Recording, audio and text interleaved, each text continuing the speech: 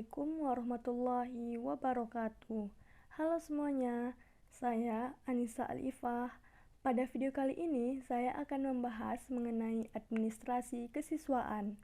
Nah, sebelum kita membahas inti dari administrasi kesiswaan, pernahkah terbayang jika di suatu instansi pendidikan tidak ada administrasi? Tentu, kinerja instansi tersebut tidak akan berjalan lancar, efektif, dan efisien ya. Tanpa berlama-lama, langsung saja kita lihat apa saja ya topik yang akan dikaji pada pembahasan kali ini. Nah, ini dia topik pembahasannya.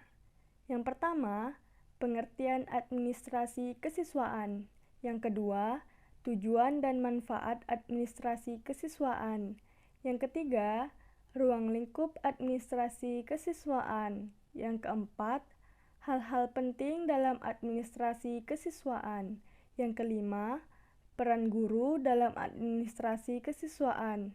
Yang keenam, implementasi administrasi kesiswaan di sekolah. Masuk pada pengertian administrasi kesiswaan. Sebelum membahas lebih jauh tentang administrasi kesiswaan, alangkah lebih baik jika terlebih dahulu kita mengetahui apa sih yang dimaksud dengan administrasi dan juga siswa atau peserta didik. Nah, secara konteks etimologi, istilah administrasi berasal dari bahasa Latin yaitu ad dan ministrare yang memiliki arti melayani atau to serve. Dalam bahasa Inggris, administrasi sering disebut dengan administration atau to administer yang mengacu pada tindakan mengatur dan mengarahkan. Oleh karena itu, administrasi dapat didefinisikan sebagai aktivitas yang melibatkan pengaturan, pelayanan, pengarahan, dan bantuan dalam mencapai tujuan tertentu. Ada banyak para ahli yang mengemukakan pendapat mengenai administrasi. Salah satu di antaranya adalah Dr. Andes Ngalim Purwanto. Beliau berpendapat bahwa administrasi mencakup semua tahapan dari segala kegiatan yang dilakukan secara kolektif dengan memanfaatkan semua sumber daya yang tersedia, baik berupa personal, material, maupun spiritual dengan tujuan untuk mencapai hasil yang efektif dan efisien. Selanjutnya, kata siswa atau peserta didik. Peserta didik adalah individu yang merupakan bagian dari masyarakat dan memiliki keinginan untuk menggali dan mengembangkan potensi diri melalui proses pembelajaran yang disediakan pada jalur, tingkat, dan jenis pendidikan tertentu. Oke. Setelah memahami definisi administrasi dan juga siswa, dapat disimpulkan bahwa administrasi kesiswaan melibatkan semua proses pengelolaan yang terkait dengan siswa, mulai dari perencanaan penerimaan siswa, pembinaan siswa di sekolah, hingga siswa menyelesaikan pendidikannya atau lulus dari sekolah yang bersangkutan, dengan tujuan menciptakan suasana yang kondusif pada proses belajar mengajar yang efektif.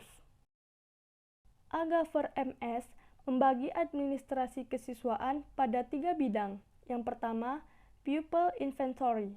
Bidang ini merupakan gambaran data siswa yang ada dalam lembaga sekolah untuk mengetahui keadaan-keadaan siswa yang akan masuk pada sekolah tersebut, dan juga untuk mengetahui pertumbuhan jumlah penduduk terutama pada usia anak sekolah. Data ini untuk menyusun perencanaan sarana prasarana, tenaga guru, termasuk juga perencanaan keuangan untuk anggaran biaya sekolah tersebut. Yang kedua, pupil accounting merupakan informasi yang mencakup catatan perilaku siswa di sekolah, khususnya terkait dengan absensi. Misalnya, hal-hal seperti mengapa, apa alasan keterlambatan siswa atau ketidakhadiran siswa. Tentu guru perlu mengetahui penyebab-penyebab permasalahan ini agar nantinya dapat membantu menyelesaikan atau membantu memberi solusi atas permasalahan-permasalahan tersebut. Dan yang ketiga, pupil personal service melibatkan upaya dan layanan yang disediakan oleh sekolah untuk mengembangkan prestasi siswa. Layanan ini termasuk dalam bentuk bimbingan dan konseling yang bertujuan untuk memberikan bimbingan kepada siswa agar mereka dapat menyadari potensi, bakat, kemampuan, serta dapat mengatasi permasalahan mereka sendiri. Selain itu, siswa juga diajak untuk mengaplikasikan pelajaran yang telah mereka pelajari dalam kehidupan sehari-hari. Selanjutnya, tujuan dan manfaat administrasi kesiswaan.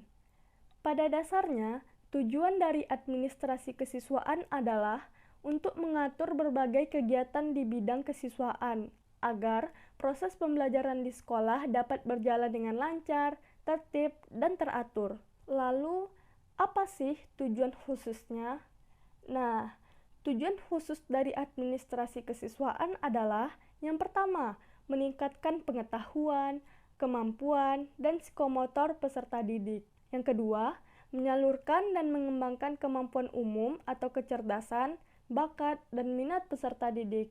Yang ketiga, menyalurkan aspirasi, harapan, dan memenuhi kebutuhan peserta didik. Dengan terpenuhinya hal tersebut, diharapkan peserta didik dapat mencapai kebahagiaan dan kesejahteraan hidup, kemudian dapat belajar dengan baik, dan tercapailah cita-cita yang mereka inginkan. Kemudian, manfaat administrasi kesiswaan. Terdapat beberapa manfaat, diantaranya yang pertama, mampu memberikan informasi mengenai jumlah dan kualitas siswa yang ada. Yang kedua, memetakan asal siswa, baik itu wilayah asal maupun sekolah asal mereka, dan setelah lulus dapat memantau penyebaran lulusan siswa tersebut.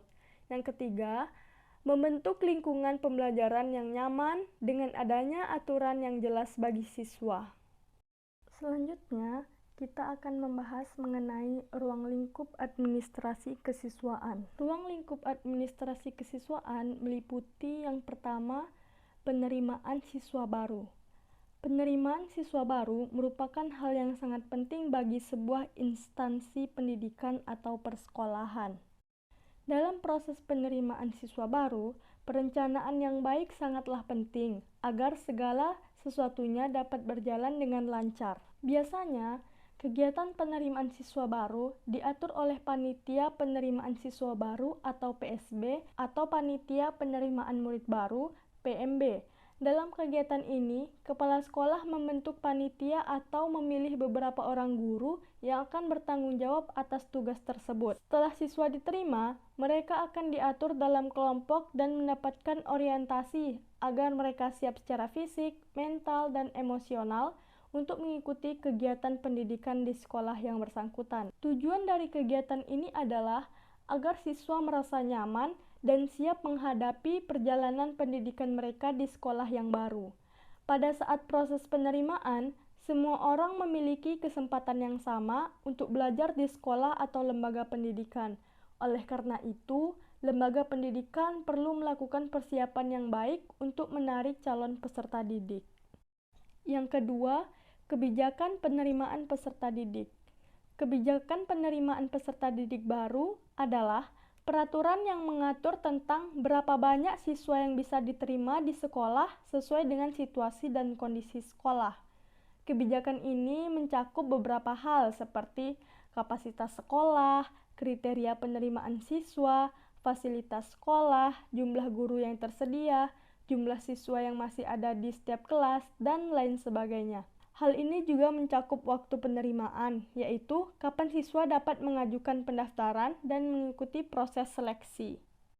Dengan adanya kebijakan penerimaan peserta didik baru yang jelas, sekolah dapat mengatur jumlah siswa yang sesuai dengan kapasitasnya dan memastikan bahwa siswa yang diterimanya memenuhi kriteria yang ditetapkan. Yang ketiga, sistem penerimaan peserta didik. Sistem penerimaan peserta didik terdiri atas dua macam, yaitu sistem promosi dan sistem seleksi. Apa itu sistem promosi dan apa itu sistem seleksi? Sistem promosi berarti siswa yang mendaftar akan langsung diterima tanpa adanya seleksi. Sedangkan sistem seleksi adalah penerimaan siswa baru dengan adanya seleksi atau penyeleksian. Selanjutnya, kriteria penerimaan peserta didik. Kriteria adalah standar atau patokan yang digunakan untuk menentukan apakah seseorang dapat diterima sebagai peserta didik atau tidak. Yang kelima, pencatatan peserta didik. Setelah melalui proses seleksi penerimaan, peserta didik yang dinyatakan lolos haruslah dicatat sebagai siswa baru di sekolah atau lembaga pendidikan tersebut. Pencatatan itu dapat dilakukan di buku induk, buku kleper, dan juga di komputer yang berbasis digital. Dan yang terakhir, tata tertib peserta didik.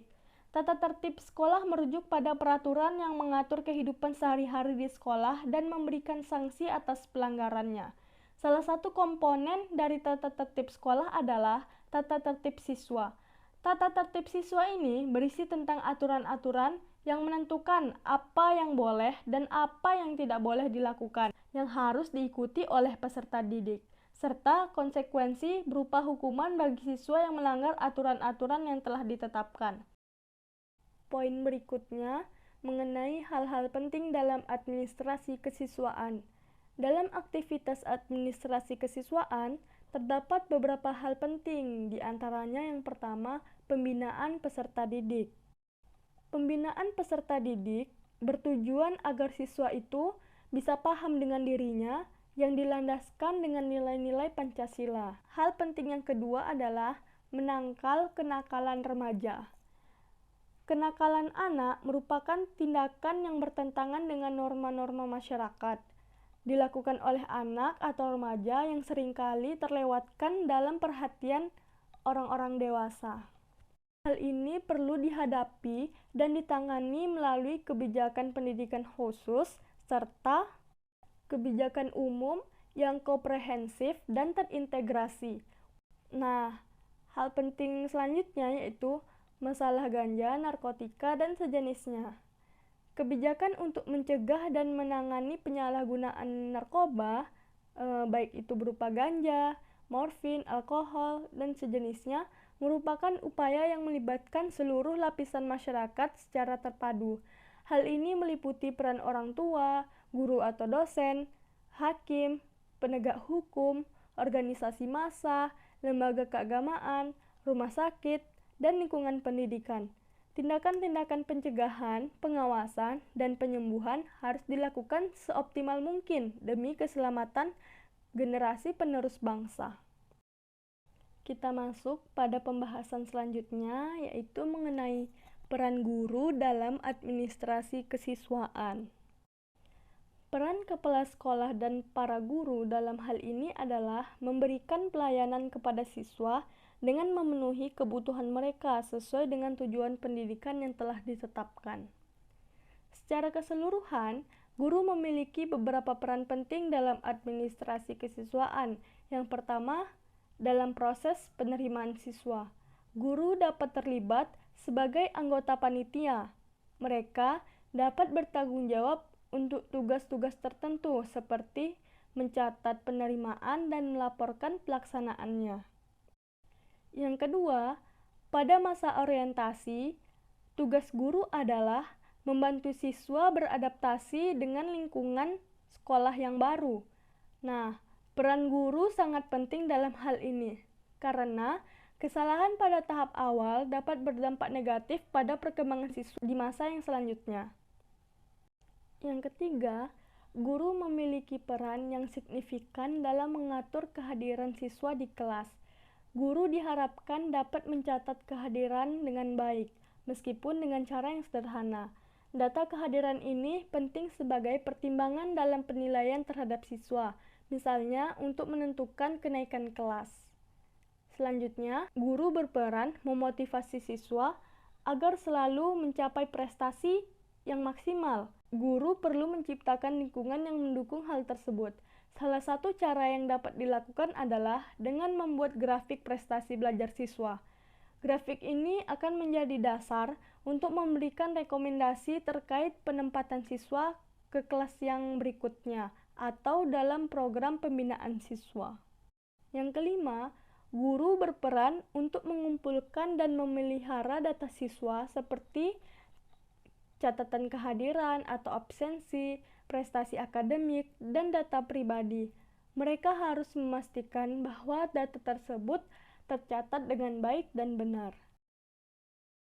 Pembahasan yang terakhir mengenai implementasi administrasi kesiswaan di sekolah. Pada intinya, implementasi administrasi kesiswaan di sekolah atau madrasah adalah proses pengelolaan berbagai aspek terkait dengan kegiatan dan data siswa.